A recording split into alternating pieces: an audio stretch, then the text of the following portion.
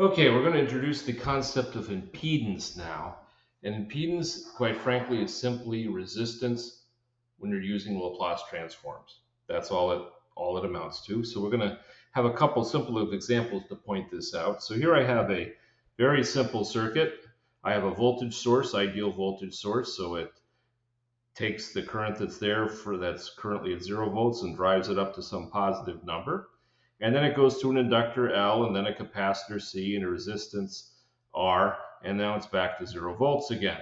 So Kirchhoff says I can take the voltage through L, C, and R, and then I'll subtract off the voltage source. So it drives it up to here, and then it's dropping, dropping, dropping. So I could also say VI minus VL minus VC minus VR, whichever one you want to do. The minus sign doesn't matter here. You just multiply it all by -1. All right. So let's just stay with the version that I have, okay? Because you'll notice that this minus V, the source, can be brought to the other side. Then I'd have this, all of this expression equals to V of S. Let it go. Okay, so here, the voltage across an inductor is L di dt. Voltage across a resistor, I times R. Voltage through an inductor, okay? This would be, we'll note, here I have a dot, current equals C times V dot. All right. So when I'm looking at voltage, I would bring the voltage to the other side and integrate both sides. So 1 over C, 0 to t, I dt would give us voltage minus the source. Now, this is a bit inconvenient to have this integral there. So if I take the derivative of all the terms, I would have L I double dot plus R I dot plus I over C, because the derivative would undo the integration, equals the voltage supplied dot. All right. Now this is notice we had voltage as a function of time as the source. So there's a valid equation there. Using Kirchhoff, we could look at this. And so from a Kirchhoff, this would be the voltage law. You go do a loop around here. The voltage here has to equal there. It has to equal the voltage here, has to equal the voltage there, which tells you that E1 must equal E2. That's what Kirchhoff says. We're going to now start to play with these from the point of view of impedance. So we're going to Laplace everything. Okay, so to set that up, if I can get a hold of my paper, how can we use Laplace in example 1? We'll do this. We're going to play with impedance here in a moment. Okay, so we have voltage equals R times I. So V of S equals R times I of S. This is no great big wonder. If I bring, I'm going to form ratios of in Laplace of voltage to current. So R is simply R. Okay, here I have I equals C, that's a derivative, hard to see, dV dt. Convert it to Laplace. Okay, that becomes SV. So I equals CSV. S means derivative, recall. All right, I want to form V over I. Well, then I'm going to bring the CS to the other side. So V over I, when the capacitor is 1 over CS.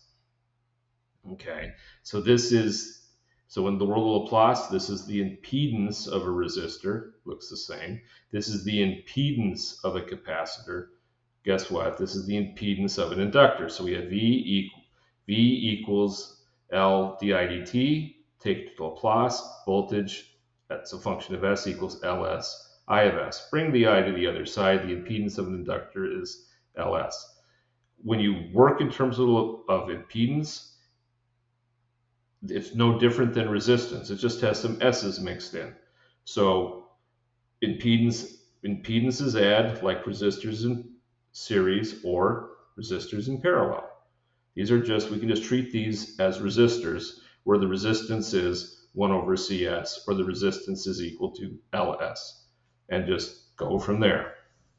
So we've defined impedance, no problem. So we take our first problem and convert it to Laplace. I have, this would be Ls squared I of S, Rs I of S, plus I over C plus S V of S. Well, that's kind of inconvenient. I'll divide through by an S, and it would look like the following. L looks like the IDT, R times current, and I over CS equals V of S. Okay. We'd like to form a transfer function. So I'm going to factor out all of the I of S's, okay, and you get the following. And so think of a resistor. R times I equals voltage, all right? So if you look at what this is, I multiplied through on the C of S to make all one system impedance, but what it is LS plus R plus I over CS. So when you're using impedance, you can get resistors, capacitors, and inductors in series. Their impedances just add. That's what we see here. All right, next. So maybe we should keep this around. So we're going to look at, do the same gig with example 2. So we said, okay, E1 of time, E1 of S, frankly. This voltage must equal that because we can do Kirchhoff loops and the voltages have to be the same. All right. So let's play with impedances. So let's write this as an impedance, this is an impedance, and R kind of is an impedance.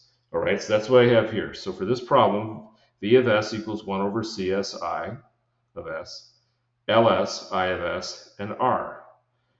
These are in parallel. So therefore, as resistors, you form harder to say it, easiest to do it. Okay, 1 over all of the impedances instead of resistances. That becomes 1 over R, 1 over LS. 1 over CS becomes CS. Okay, just like adding resistors in parallel. There is no difference. And from that, this is the equivalent resistance, so we can replace all of this with this, where this in terms of S is the equivalent, I'll just say resistor. Okay, it's an impedance. And we will leave this at that point, and we will, do I want to do the next thing? Nope, we're going to do the next thing.